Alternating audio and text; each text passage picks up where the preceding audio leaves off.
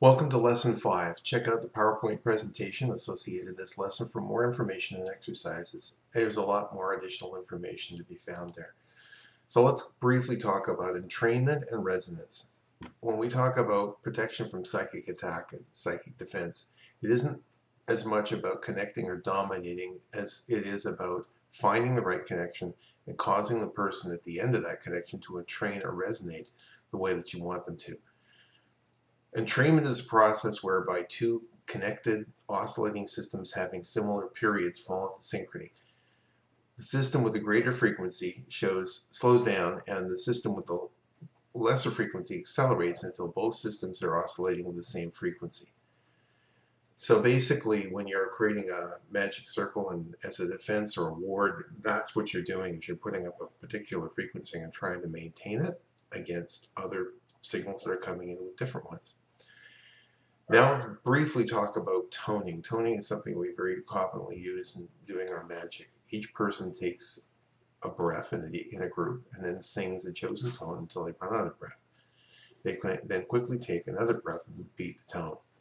Because different people are running out of breath at different times, the sound of the group's mantra should be more or less continuous. You start with a low pitch often, and as each person feels the energy start to rise, they raise their voice an octave and increase the volume.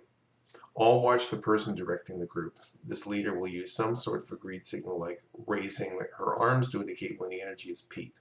This will occur at a point where the tone sounds and feels right. If you practice, you'll get used to this and you'll get a feel for this. When the signal is given, all the participants stop toning and direct the energy raise to wherever it is required. Toning sounds produce different effects. For example, there's that martial arts ki sign, when you yell as you exert effort. If you're going to use that to direct energy, first focus on the images and sensations that are making you uneasy. This is a good way to get rid of that sort of stuff. Imagine there a dark cloud within you, and then shout that out 3 times while imagining that energy being expelled from you and receding right into the distance over the horizon. Works very well. You're all probably familiar with the old mantra that is used in, for example, Buddhist meditation, that that is actually a very good mantra for drawing energy into you. If you try that and pay attention to which way the energy is flowing, you'll notice that it's being drawn in. It's a good way for recharging yourself.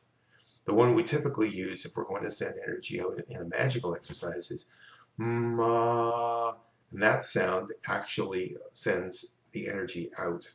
Try the 2 of them and pay attention to that energy, and you'll see that it works very well that way.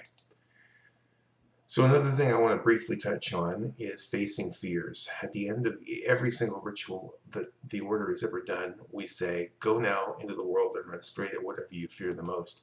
And that's exactly what we want you to do. And one way we found to help people to learn to deal with their fears is to choose one and conquer it. You know, there's probably certain things that you have a problem with. It might be heights, it might be enclosed spaces, it might be any number of different things. If you can pick that and actually run at it, physically work on it, then conquer that, then you'll find that all of the other things that you may have problems with become just that much easier to deal with. If you're part of a preceptory, we have group activities such as rappelling that help people deal with that sort of thing. But if you are an individual and you're practicing on your own, you can go out and climb walls, involve yourself in skydiving, martial arts, any number of different things. The possibilities are endless.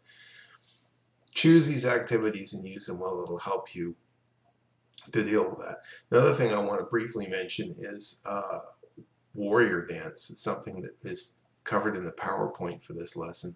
And specifically, we deal with Mari Haka.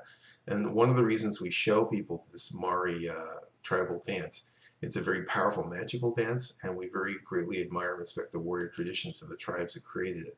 We appreciate the trials and tribulations that the Maoris have endured in their years, trying to hold on to their culture and traditions. First Nations people the world over have been the victim of Western colonial efforts to stamp out their culture and replace it with Christianity.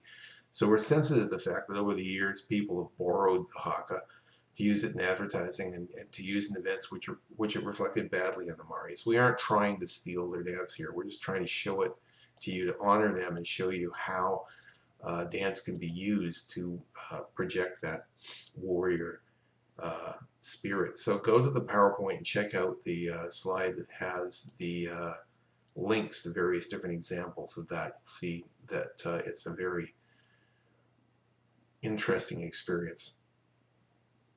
So go out there, check out the energy exercises in the PowerPoint, and we'll see you next lesson. Go out there and be glorious.